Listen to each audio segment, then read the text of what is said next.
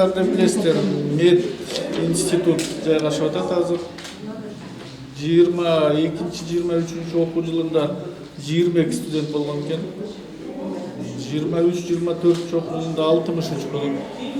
24-25-нде 211.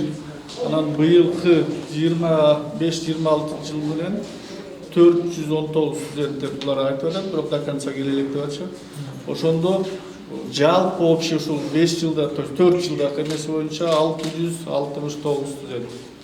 Анан ошон менен биз чыңгыз менен кайра сүйлөшүп атып, давай могу корпусту ичиндеги PhD бирдемелерин баарын бияктан чыгардык, жанагы институтту чыгардык да ошону менен полностью медицина кылалык дедик дагы, ремонт кылып бердик өздөрүнүн эле акчасынын эсебинен.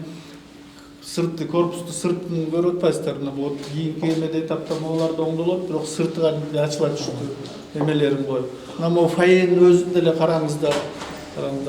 Жалпы азыр тиги жанагы алган бир прибор оборудованиялары менен жанагы ичиндеги койгон эмелер менен бир 5-6 классын оснащение кылып бердик, өздөрү бергенсе.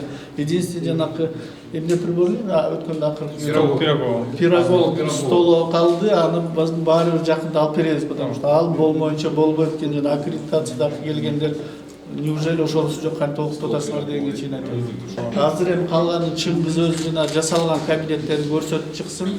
Хоть өтө высокотехнологичный болбосо да учебный эмеге попытка кылып атабыз.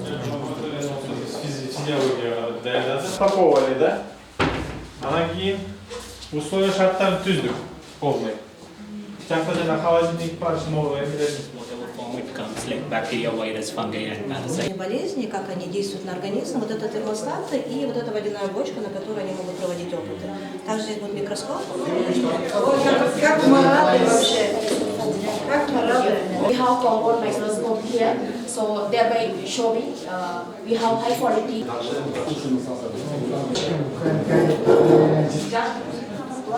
При определенной температуре. Вот здесь в шкафах полностью они укомплектованные эти.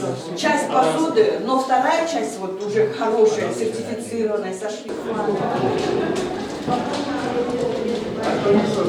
And meeting we are going to here. Кто спрашивал насчет крови? Вот они проводят студенты здесь вместе с педагогом отрабатывают. Вот, например, скорая помощь приехала, пациента привезла. Первая помощь, что они должны сделать? Как они должны ее оказывать?